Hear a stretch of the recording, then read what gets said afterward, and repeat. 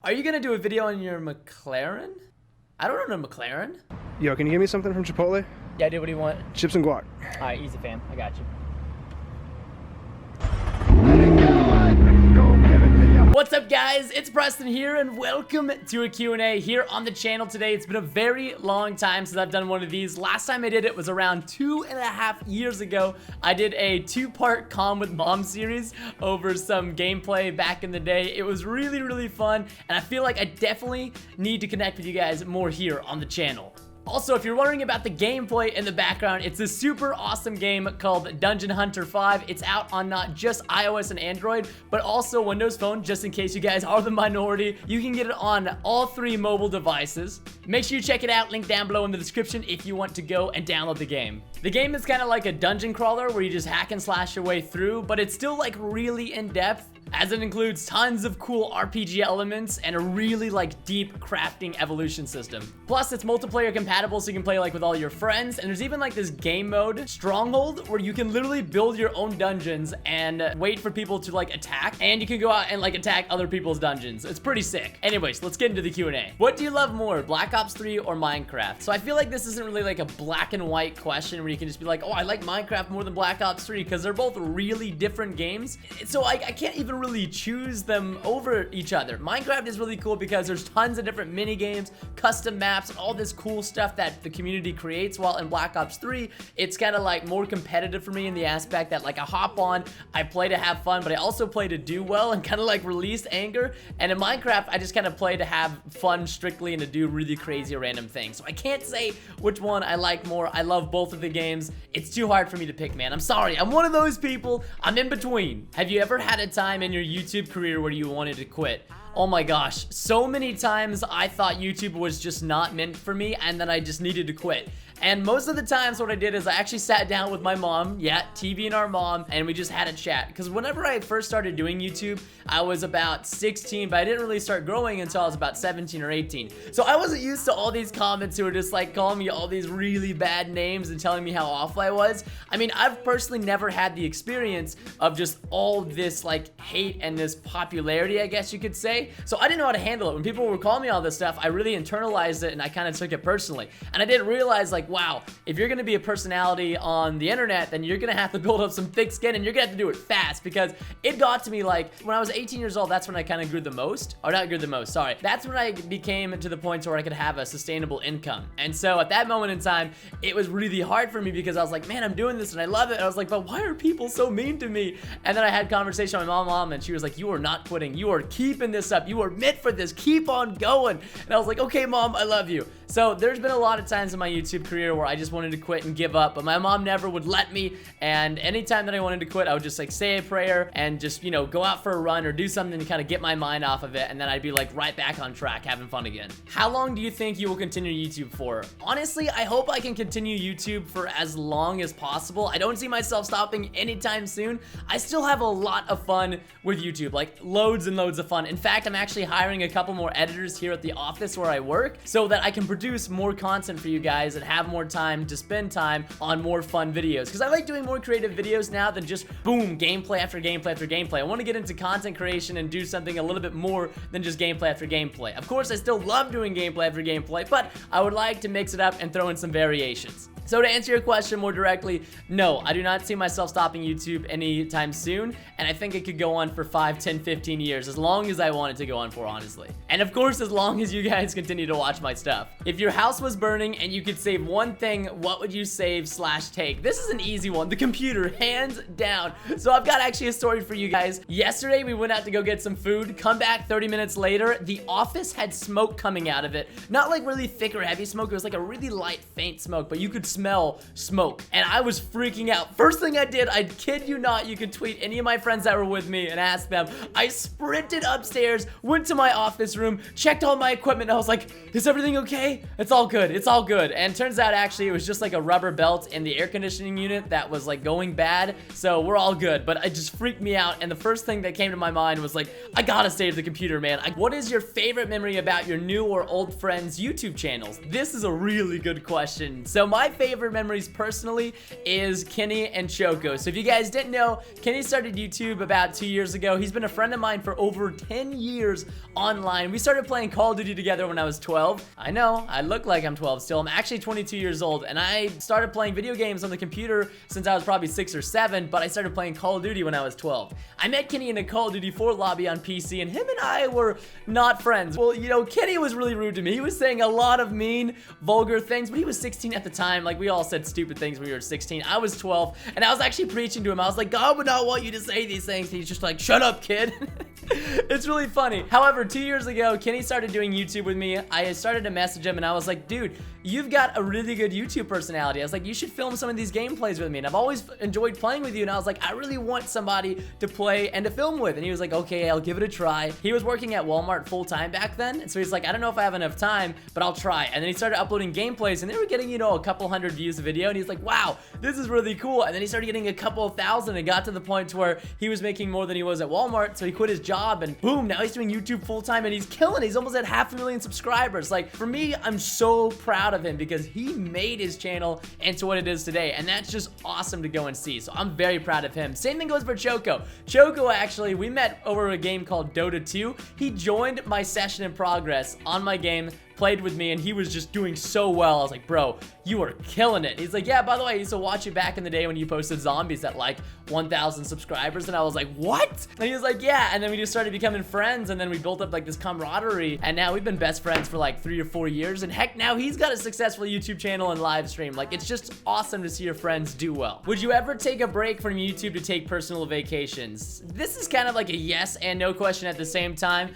Most of the time, I always prepare videos at least like one a day or one every other day on all of my channels, but it's really difficult because I run 2 YouTube channels, and like I have a standard of posting like at least 2 to 3 videos a day across both of them. Sometimes they don't post on this channel, sometimes they don't post on the other channel, and you know, I make up for it by posting multiple videos a day on this channel or the other channel. Usually it's my Minecraft channel because the content on there is easier for me to film, and it doesn't take as much time to produce. So with that being said, the only time I can remember where I didn't produce content for this channel when I went away for a trip was PAX Prime 2015, and I still feel bad about it to this day. Like, I still feel really rotten to the core because I didn't post on this channel for like 7 days, and I felt awful the whole time. I was so stressed, had no time, and a lot of the things were going on in my life, and I just didn't have time to prepare content for this channel, and I had to prioritize my other channel because I have a larger audience over there. So it makes more sense for me to prioritize, obviously, the channel that has more subscribers. That sounds really awful, but it is what it is, and it's true, and Minecraft is easier to produce, so I was like, well, I can get Minecraft videos out. I really don't think I can get Call of Duty videos out without them being low quality, so I went for that. But to answer your question more directly, I don't think I would ever try to take a personal vacation and just stop posting unless I was seriously burnt out and I was just like, man, I really just need a break and I can't get ahead of, you know, I would make a video saying, look guys, I just need a quick break. I'll be back in like 5 days, a week, whatever, however long it'll be. Sorry that there's no content, but I don't ever want to get to that point unless I really, really have to. And I definitely don't want to ever go a week without posting again on this channel. How long did it take your YouTube to grow this far? I think I opened up this channel in 2009. I can't remember, but there's a date on my YouTube channel when I started. I think it's like November or something like that, 2009. So it has taken 6 years for my YouTube channel to get to this point. I only started taking it seriously back in probably 2010, 2011. So it hasn't been like a full 7 years. It's probably been like 4 to 5 years of me really taking it seriously to grow this channel to this point. And it's been so awesome every step of the way. I gotta give a shout out to a lot of people that helped me out at the beginning. Like Justra helped me out whenever I became a Machinima Respawn director, that helped me out. And of course, God helped me out and my family and you guys. What is your biggest responsibility? Probably the fact that I'm a Christian on YouTube and trying to watch my language and what I say. That is a big responsibility because I try to do the same thing off camera, obviously. I don't ever want to be portrayed as somebody who puts on a facade for YouTube or that's a fake. That to me is just not, I don't know, I don't like that idea. And a lot of people actually have told me, they're like, wow, you're really similar to how you are in your videos in person. And I personally take that as a compliment because that's how I personally want it to be. And I'm not saying like if you don't do that, then you're a bad YouTuber. Lots of people are like super cool and different on camera and they're different in person. And that's not necessarily a bad thing unless they're like a jerk in person, but they're nice online. That's a little bit of a different situation. The other biggest responsibility I think I would consider is the fact that I have 3 younger siblings. So setting a constant example for them is very difficult. I would say I'm very close and intertwined with my family, and I want my siblings obviously someday to succeed and surpass me in my success. So I always want to try to set an example with them and spend time with them, but it's really difficult to balance all of that with how busy I stay throughout my week. Being an older brother is difficult, man. What is the first video game you can remember playing? First video game ever I remember playing is Sonic the Hedgehog, the original one on Sega Genesis. My parents bought it for me when I was 4 years old, and that's how my gaming addiction started, actually. I don't know if you guys watch my Draw My Life on my Preston Plays channel, but I actually mentioned that pretty in depth. I remember one night whenever I made my parents dinner, and all I did was basically open up like cans of peas and cans of corn and put it in bowls and even heat it up or anything like that. And my parents actually ate it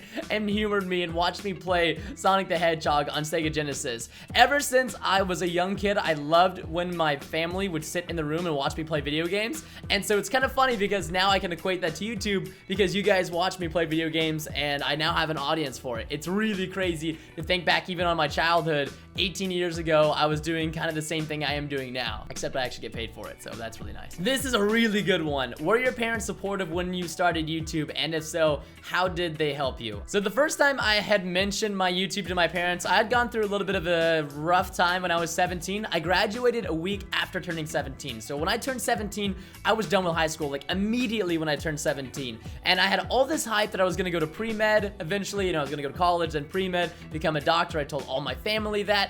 And I didn't follow through with those plans because I just felt like it wasn't what I wanted to do. And so I was like, yeah, I'm gonna pursue doing YouTube full-time and playing video games. And all my life, I've been a big avid gamer, and my parents, they never got mad at me for how many video games I played, but they did try to restrict my video game playing time. But they never were the parents like, video games are Satan or the devil, but they definitely didn't like how much I played video games. It was kind of like in between, but sometimes they were like, Preston, you're staying up till 3, 4, 5, 6, 7 a.m. playing video games. That can't be healthy. And it really isn't, but it ended up turning into a career for me, so that was pretty awesome. But they were always supportive. When I first told them, they were kind of like, oh, you can do YouTube, but you still need to go job hunting and find other jobs. I've been a lifeguard, a painter's assistant, I've been a handyman, I've mowed yards and lawns. I've done quite a bit of jobs just kind of like throughout, my life to gain money ever since I was probably 11 or 12. I used to clean houses too. So I've always had like a good work ethic, which is really good because I think that transfers over to YouTube, and you have to have a good work ethic if you want to have a successful YouTube channel. But they were really supportive, and as soon as they started to see the fact that I could actually earn money, they really encouraged me. They were like, Preston, it's not about the money, but if you love what you're doing and you actually enjoy this, then I really want to encourage you to do this. And they stopped being like, you need to go job hunting as soon as I was even bringing in like $200 a month. They were like, okay, we see a future in this. You can continue this and spend all your time on this, but you got to spend like 12 hours a day, otherwise we won't accept anything less. And I was like, okay, mom and dad, I got this. Let's do it. So they were really big avid supporters, and they've always helped me by, obviously, other than supporting me and encouraging me, they supported me financially when I was younger, and even, they would let me borrow money if I needed it for equipment or whatever. They would help me with like financial questions because, I obviously didn't know a whole lot when I was 17 or 18 starting YouTube. They helped me by reading over contracts like the one for Machinima. And the biggest thing is, honestly, they supported me by like just praying over me consistently, which I really think is a main key factor in my success today. React to old videos. Coming soon. How did you find yourself in the position where you made God your everything? Growing up, I was very Christian. My parents never forced any ideas or beliefs on me, so it wasn't really that difficult. I kind of came to the conclusion that I wanted to be a Christian at a young age by myself. When I was 16 or 17, I would probably consider myself more along the lines as agnostic, and then when I was 17, I just had a really big realization, and I really went at my faith 110% and allowed God to enter my business and my YouTube channels, and ever since then, everything flourished. So I don't think there's a coincidence between the two. Can you give me some free dollars for MC account or gift card, please, my parents? That's gonna be the end of this Q&A. Sorry if this seemed a little bit rushed. I've been working non-stop with my editor before he goes out of town to stockpile videos and get stuff done for you guys, although it's been very difficult. Also, make sure you guys go check out Dungeon Hunter 5 if you guys found the gameplay entertaining. Personally, I played the game for about 30 to 45 minutes. Had a ton of fun.